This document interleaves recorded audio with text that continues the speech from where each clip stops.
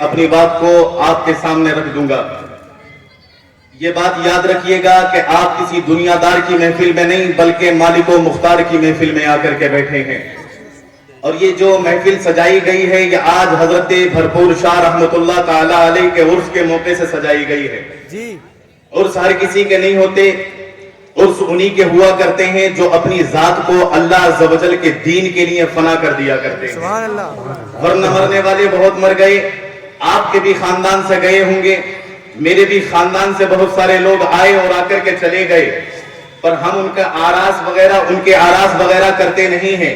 اور صرف انہی کے منائے جاتے ہیں اور صرف انہی کے کیے جاتے ہیں جو اپنی ذات کو اللہ کے دین کے سپرد کر دیا کرتے ہیں، جو اپنا شب و روز اللہ عز و جل کے دین کے لیے نکال کر کے ایک طرف رکھ دیا کرتے ہیں.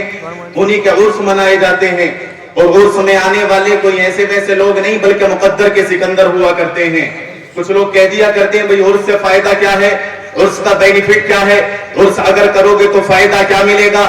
تو ان دنیا والے لوگوں کو بتا دینا، لوگوں یہ عرس ایسی ویسی ہستیوں کے نہیں ہے. دنیا کا ماحول بڑا عجیب ہو چکا ہے، لوگوں نے دنیا کے اندر اپنے آپ کو بڑا مگن کر لیا ہے. دنیا کے چکر میں اتنا وقت ان کے پاس میں نہیں ہے کہ علماء اکرام سے شرف لقاء حاصل کر سکے، علماء اکرام کو تھوڑا وقت دے سکے. وقت ان کے پاس میں اتنا نہیں ہے. انہوں نے اپنے آپ کو دنیا کے اندر محف کر کے رکھ دیا ہے، دنیا کے اندر مصروف کر کے رکھ دیا ہے.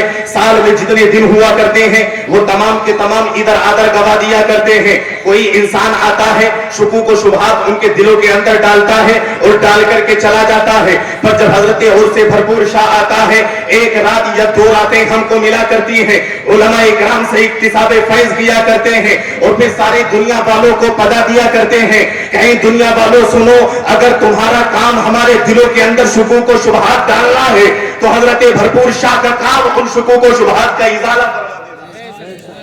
اور ہر کسی کا کام، ہر کسی کا عرس بھی نہیں منایا جاتا. عرس جو منایا جاتا ہے وہ خاص ہی لوگوں کا منایا جاتا ہے، اللہ کے خاص ولیوں کا منایا جاتا ہے. بہت سارے لوگ آتے ہیں اور آ کر کے سوچا کرتے ہیں،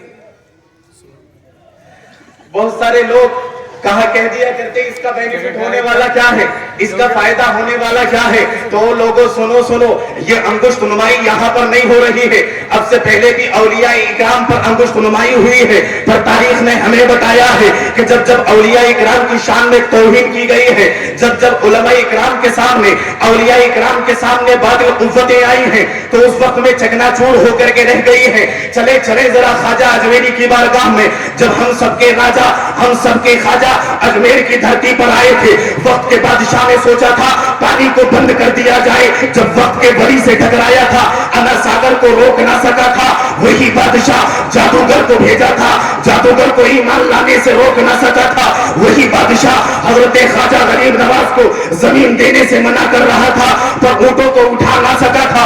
اولیاء اکرام کی شان میں جب لوگوں نے توہین کی ہے، اس وقت میں ان کو موتور جواب ملا ہے. اسی لیے شاعر نے کہا تھا چاہا گیا بہت مگر ایسا نہیں ہوا، اور آقا غلام آپ کا رسوا نہیں ہوا جو آپ کے غلام کو نیچا دکھا سکے، ایسا کوئی زمین پر پیدا نہ کرے. کیا بات ہے، زندہ باد زندہ باد.